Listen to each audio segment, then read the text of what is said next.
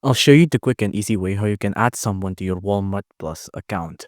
Now, you might think that other subscription services like YouTube and Google and Duolingo, they have a family plan, right? And what that means is that when you buy a subscription for yourself, you can add a couple more people to the subscription to continue using the benefits from your own subscription, right?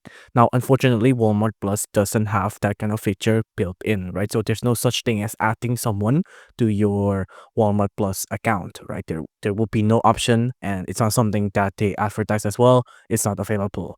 So the way we can sort of get around this is it's called account sharing, right? So you just give your password and you give your username to the person you want to let to use your Walmart Plus account, and then they'll be able to log in with your account, and then that's it, right? So you just if you want to let someone log into your account, give them your username, your password, and then you just have to enter in your username and your password here to sign in or create your account. So for this case, of course, it'll be signing in with a Walmart Plus account that have a subscription active.